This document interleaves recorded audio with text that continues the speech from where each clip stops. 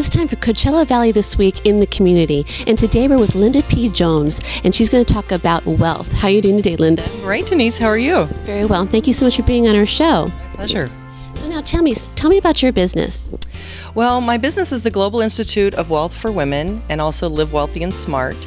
And it's really about getting women more wealthy. It's about bringing more wealth into the world and really teaching women about money and wealth in a way that's different from how the traditional financial institutions have done that. I was in that world for 25 years, but what I really found when I started mentoring women was they had different needs, and the financial institutions really weren't addressing those. So that's what I do. So now how do you help the women? Well, I teach them all about money and investing, but we start with spiritual principles. We start with internal things like using your intuition and things that are not technical terms. We use ideas and concepts about what's going on with money, what's going on in the economy in a way that's very understandable, that's more like a story. So it unfolds and it's entertaining and interesting at the same time. You have the 8 steps to, is it 8 steps to attaining wealth? Well, the 8 steps to wealth actually started when I was very young because I was always fascinated with why are some people rich. And I started reading all these books about millionaires. I read Think and Grow Rich when I was about 10. And I found that there were about 8 steps that they had in common. So I put those together, and then I followed those steps, and I became a millionaire at age 38. So I use those 8 steps to wealth and teach women just from step 1, which is having a wealthy mindset, all the way to creating your legacy and all the steps in between. So now are there some basic tools that women can use? There's lots of basic tools that women can use. I think the first thing, it's so simple, but it's often overlooked. But, a lot of our culture is based around fear. And it's very hard to have more money when you're fearful, when you're living in fear of, having debt, or you're in fear of losing your job, or not making enough money, or making ends meet, or having your home foreclosed, or whatever it is. There's a lot of fear out there. So what I like to do first is get people out of that fear mentality.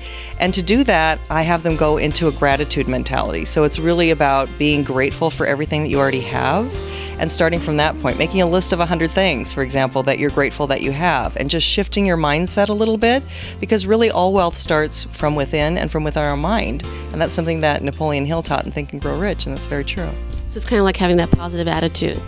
It's a little bit more than positive attitude, but you're right. It's a little bit about belief and faith in that you're going to get what it is that you want, that you can create your life, that you can create your ideal life, and that there is no limit to what you can create.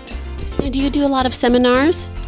I do some seminars for other people. This is my first one that I'm doing myself. It's a 3-day event. But in my corporate career, I did lots and lots of seminars. So this is the first one that's called Live Wealthy and Smart.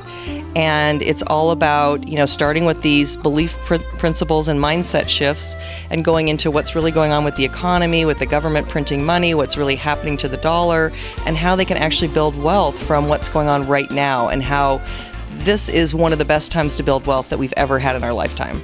It's amazing because people probably don't think that with the economy being challenging at this time. Exactly. People don't realize what an opportunity there is right now. So now, is there something you could tell a woman out there right now, what she can do at this moment to start moving towards wealth? Besides starting from the gratitudes and really shifting their mindset, I think it's important to really take an interest in money, to start really asking questions about what's going on, getting involved with their spouse or their financial advisor, not giving all their power away is what I say. Is a lot of women, even very successful entrepreneurs, give all their power to a financial advisor or their spouse around money, and they really don't take an interest in it. So first I want them to take an interest in it, because the average age of widowhood is 56.